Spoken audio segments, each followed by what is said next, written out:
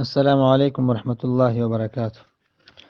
زمونږ د نن ورځې د دې خپرونې موضوع ده چې یو سړی خپلې ښځې ته سره کوروالی کوي، حاجت پوره کوي، او د شا د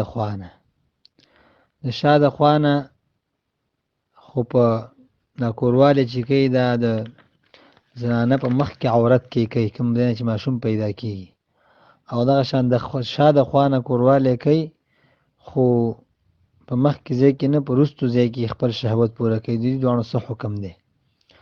هر چې اوله مسله ده چې یو سړی د شا د خوا نه خپلې کوروالا سره کوروالی کوي، خو په هغه ځای کې کوي کوم ځای باندې چې ماشوم پیدا کېږي، نو دا بالکل جایز او روا دی. روایتو کې راځي کله چې مهاجرینو هجرت وکړ، مدینې منورې ته راغلل، نو مدینه منوره کې یهودو یو خبره مشوره کړې وه چې څوک د خپلې کوروالا سره کوروالی کوي د شا د خوا نه، اگر چې په ماشوم پیدا کېدلو ځای کې کوي، وایي دې ماشوم به احول پیدا کېږي، یعنې سترګې به یې کږې وي. نو یو مهاجر د انصاري ښځې سره نکاح وکړه او په دغې طریقې ورسره کوروالی کوو، نو هغې ورسره نه منله. نو بیا یې وایي زه به پیغمبر اسلام نه دې پوښتنه کوم. نو چې کله پیغمبر علیه الصلاة والسلام ته راغله، تپوس یې وکړه، پوښتنه یې وکړه، نو دې باره کې دا آیات نازل شو. الله تعالی فرمایي اعوذ بالله من الشیطان الرجیم نساؤکم حرث لکم فأتوا حرثکم انا شئتم. ښځې ستاسې دپاره دا فصلونه دي، یعنې د فصل ځای دی. فأتوا حرثکم انا شئتم، تاسې راتګ کوئ د خپل فصل ته چې څنګه ستاسې خوښوي.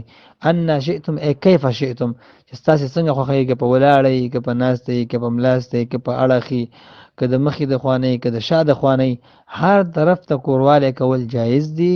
په دې کې شرعاً کم ممانعت نشته دی، خو په شرط د دې چې دا کوروالی په هغه ځای کې وي چې کوم ځای کې کوم ځای نه ماشوم پیدا کېږي، نو دا خو جایز شو. دویمه مسله دا چې بعضې خلک پوښتنه کوي چې یاره د خپلې کوروالا سره د ډکو میتیزو په ځای کې شهوت پوره کول دا څنګه دي؟ نو دا جایز نه دي، دا ګناه کبیره ده. همدغې آیات نه په دلالت النص سره د دې حرمت ثابتېږي، ځکه چې دلته دلالت النص سره دا خبره ثابته شوله چې کوروالی به د خپلې ښځې سره په کوم ځای کې چې فصل کېږي، نو د ماشوم مثال په شان د فصل دی. نو دا ماشوم په مخ کې ځای کې پیدا کېږي. موضع الحرث چې دی هغه د ښځې رحم دی، رحم په مخ کې ځای کې دی. شاته ځای خو موضع الحرث نه دی، موضع الفرث دی، یعنې د ګندګۍ ځای دی.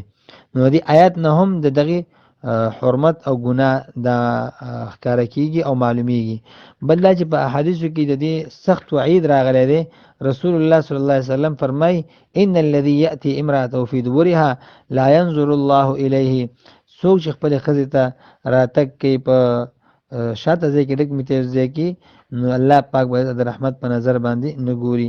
بل روایت کې راځي ابو هريره رضی الله تعالی عنہ روایت کوي قال رسول الله صلی الله علیه وسلم، د الله نبی صلی الله علیه وسلم فرمایي دي ملعون من اتى امرأته فی دبرها. ملعون دی هغه سړی، هغه باندې لعنت ویلی شوی دی چې څوک خپلې ښځې ته راتګ کوي په شاته ځای کې، ډکو میتیزو په ځای کې دی راتګ کوي. بل روایت کې سخت الفاظ راغلي دي.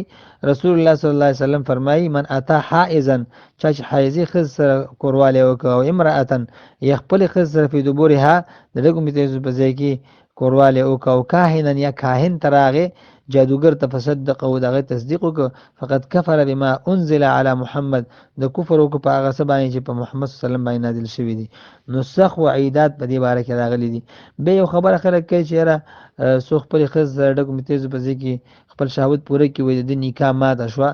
نو نکاح په دې سره نه ماتېږي، ګناه کبیره ده، لویه ګناه ده، خو نکاح ورسره نه ماتېږي. خو البته که یو سړی دا کار حلال ګڼي، نو بیا د نکاح د ماتېدو خطره ده پکې. یو سړی وایي زما خپله ښځه ده او که زه هر ځای کې خپل شهوت پوره کومه، دا به زما لپاره حلال او جایز وي او حلال یې ګڼي او مسلې نه ځان خبر هم شي او بیا هم حلال ګڼي، نو بیا به دا سړی د نکاح د ماتېدو خطره ده پکې، ځکه چې حرام شي ته حلال ویل دې باندې سړی د ایمان نه خلاصېږي. السلام علیکم ورحمت الله وبرکاته.